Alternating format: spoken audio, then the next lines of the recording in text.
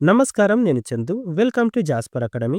Year roundup 2024లో భాగంగా May month current affairs ఏమేమున్నాయి చూద్దాం. చంద్రుడిపై రైల్వే ట్రాక్. ప్రపంచ దేశాల్లో పలు విజ్ఞాన రంగ ఆవిష్కరణలు 2024 మే నెలలో వెల్లడయ్యాయి.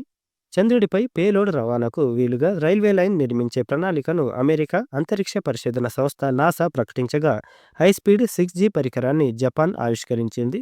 ప్రవాస భారతీయులు 2022లో మాతృదేశానికి పంపిన డబ్బు రెమిటెన్స్ $100 బిలియన్ దాటడం రికార్డుగా నిలిచింది. మహిళలకు వివిధ రకాలుగా ఎదురయ్యే హింసను అడ్డుకునేందుకు ఐరోపా యూనియన్ తొలి చట్టం చేసింది.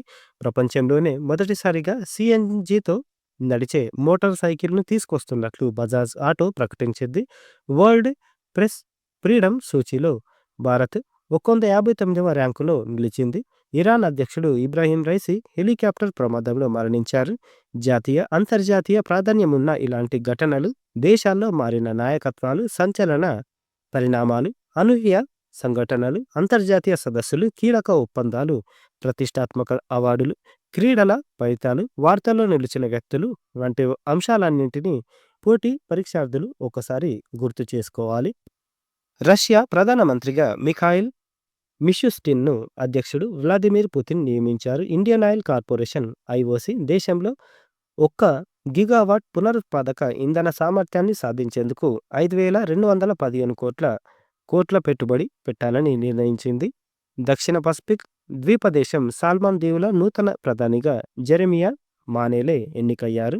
భారత controller and auditor general Girish Chandra Murmu, Nepal auditor general Toyam Raya ఇరు దేశాల మధ్య ఆడిటింగ్లో సహకారాన్ని పెంపొందించుకునేందుకు ఓ అవగాహన ఒప్పందంపై సంతకాలు చేశారు.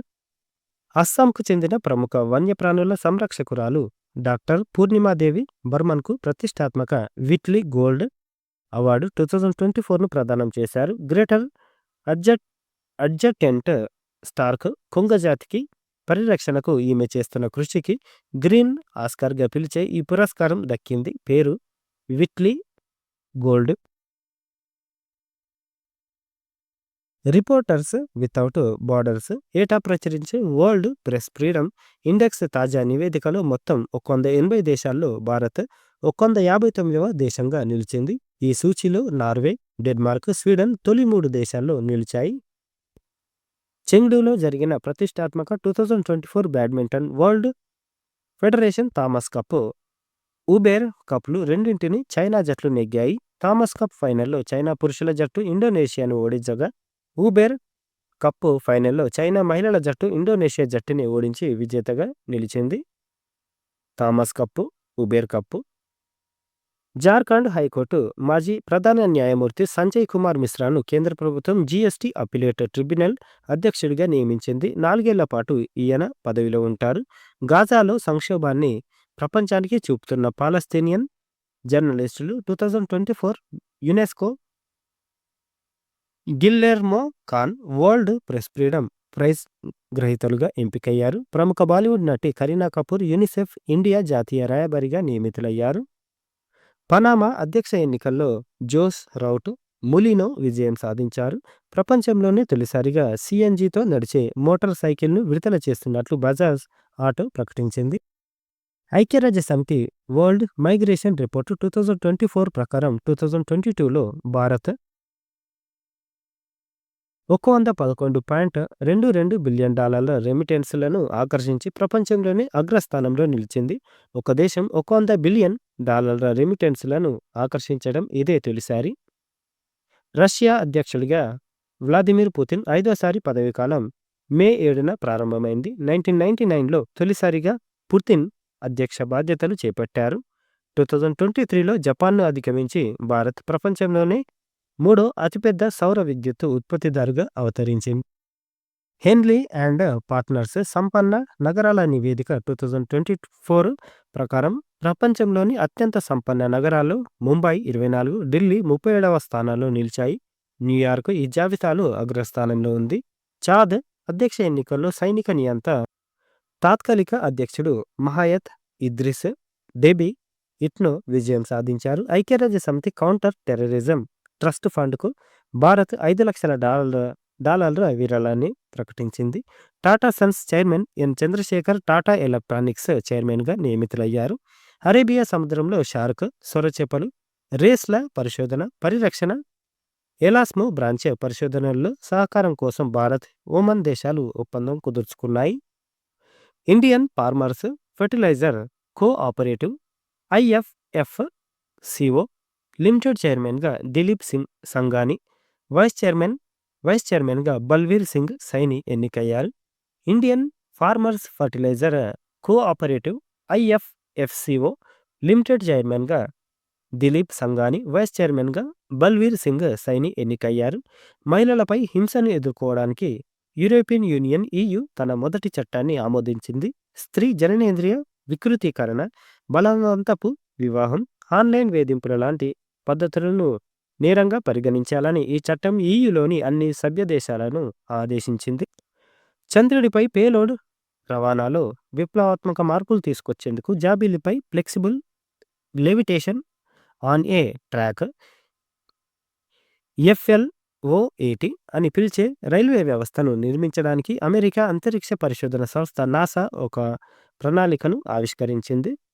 UN జనరల్ అసెంబ్లీ మే 25ను ప్రపంచ ఫుట్బాల్ దినోత్సవంగా ప్రకటించింది. ఐరాస జనరల్ అసెంబ్లీ 80వ ప్లీనరీ సమావేశంలో లిబియా దేశ శాశ్వత ప్రతినిధి తాహెర్ ఎంఎల్ సోని ప్రవేశపెట్టిన ఈ తీర్మానాన్ని 193 సభ్య దేశాలు ఆమోదించాయి. ప్రపంచంలోనే మొదటి హైస్పీడ్ 6G పరికరంగా పేర్కొంటున్న నమూనాను జపాన్ కన్సార్టియం ఆవిష్కరించింది. ఇరాన్లోని చాబహార్ పోర్టును అభివృద్ధి చేయడంతో పాటు 10 ఏళ్ల నిర్వహణకు భారత్ ఆ దేశంతో ఒప్పందం కుదుర్చుకుంది. అమెరికా అంతరిక్ష పరిశోధన సంస్థ నాసా చీఫ్ ఆర్టిఫిషియల్ ఇంటెలిజెన్స్ ఆఫీసర్గా డేవిడ్ సాల్వాగ్ని నియమితులయ్యారు. మజ్గావ్ డాక్ షిప్యార్డ్ లిమిటెడ్ 250వ వార్షికోత్సవం సందర్భంగా మే 14న ₹250 స్మారక నాణాన్ని విడుదల చేశారు. ప్రముఖ రచయిత రస్కిన్ బాండ్కు ప్రతిష్టాత్మక సాహిత్య అకాడమీ ఫెలోషిప్ను ప్రకటించారు. సుప్రీంకోర్టు బార్ అసోసియేషన్ SCBA అధ్యక్షుడిగా సీనియర్ న్యాయవాది కపిల్ సిబల్ ఎన్నికయ్యారు. India, middle east, Europe economic corridor IMEECకి సంబంధించిన సమావేశాన్ని భారత్, UAEలు నిర్వహించాయి. ప్రతిష్టాత్మక పులిట్జర్ బహుమతులను అమెరికాలోని కొలంబియా యూనివర్సిటీలో ప్రకటించారు. జర్నలిజంలో ఇన్వెస్టిగేటివ్ రిపోర్టింగ్లో Hannah Dreier New York Times, international రిపోర్టింగ్లో న్యూయార్క్ టైమ్స్ సిబ్బంది పురస్కారాలు గెలుచుకున్నారు. ఫిక్షన్ విభాగంలో జేన్ అన్ని ఫిలిప్స్ రచించిన నైట్ వాచ్, డ్రామా విభాగంలో ఎబోనీ బూత్ రచించిన ప్రైమరీ ట్రస్ట్ పురస్కారాలు గెలుచుకున్నాయి. ఇది పులిట్జర్ అవార్డు. హన్నా, జెన్ అన్ని. ఫోర్బ్స్ పత్రిక విడుదల చేసిన ప్రపంచంలో అత్యధికంగా సంపాదిస్తున్న అథ్లెట్ల జాబితాలో ఫుట్బాల్ క్రీడాకారుడు క్రిస్టియానో రొనాల్డో అగ్రస్థానంలో నిలిచాడు. రొనాల్డో 2023లో $260 మిలియన్ సంపాదించాడు. బిలాయ్ స్టీల్ ప్లాంట్ ఛత్తీస్గఢ్లో తొలిసారిగా 15 మెగావాట్ల ఫ్లోటింగ్ సోలార్ ప్లాంట్ ఏర్పాటు చేయాలని నిర్ణయించింది. బ్లూంబర్గ్ బిలియనీర్స్ ఇండెక్స్లో రిలయన్స్ సంస్థల అధిపతి ముఖేష్ అంబానీ $110 బిలియన్ సంపదతో 12వ, $100 బిలియన్ సంపదతో గౌతమ్ అదానీ 14వ స్థానంలో నిలిచారు. LVMH వ్యవస్థాపకులు CEO బెర్నార్డ్ ఆర్నాల్డ్ $222 బిలియన్ నికర విలువతో ప్రపంచంలో అత్యంత సంపన్నుడిగా నిలిచారు. ఇటీవల వాతావరణ సంక్షోభంతో వెనిజువేలా తన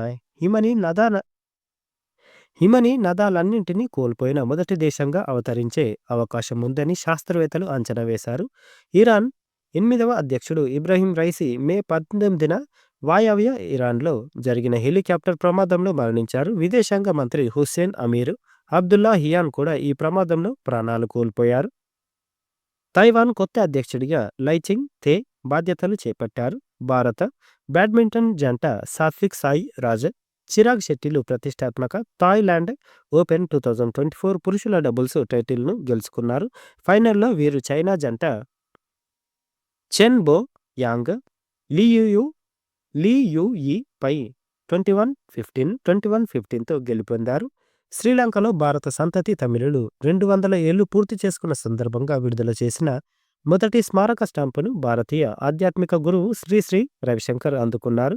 world economic forum WEF travel and tourism development ఇండెక్స్లో భారత్కు 39వ స్థానం దక్కింది. 2027 మహిళల ప్రపంచ కప్ ఫుట్బాల్ టోర్నీ ఆతిథ్య హక్కులను బ్రెజిల్ దక్కించుకుంది. బ్రెజిలియన్ బిడ్ బెల్జియం, నెదర్లాండ్స్, జర్మనీల ఉమ్మడి బిడ్పై విజయం సాధించింది.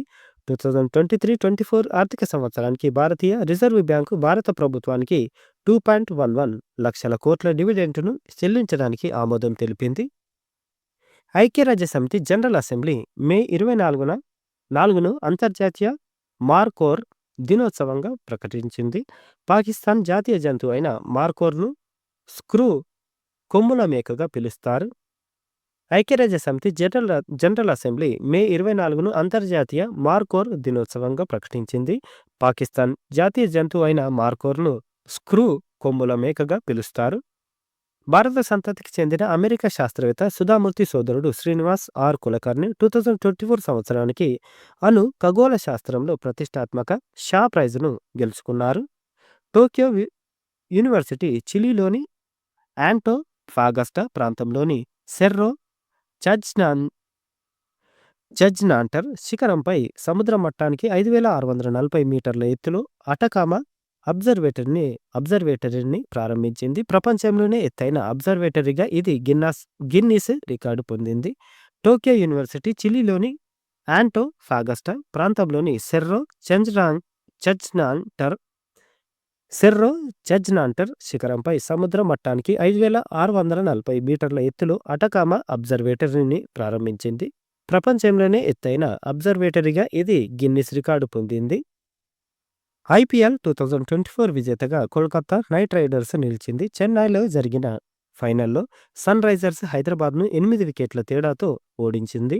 పుపువా న్యూగినియాలోని ఎంగా ప్రావిన్స్లోని ఎంబాలి అనే గ్రామంపై కొండ చర్యలు విరిగిపడిన ఘటనలో 670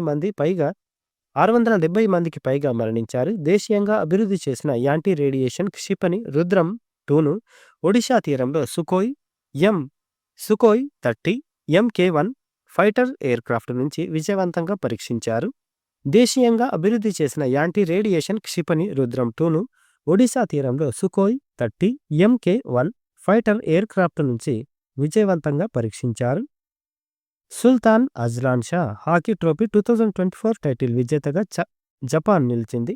మలేషియాలో జరిగిన ఈ టోర్నీలో జపాన్ ఫైనల్లో పాకిస్తాన్ను ఓడించి తొలిసారిగా ఈ టైటిల్ను నెగ్గింది. మలేషియా 3వ స్థానంలో నిలిచింది.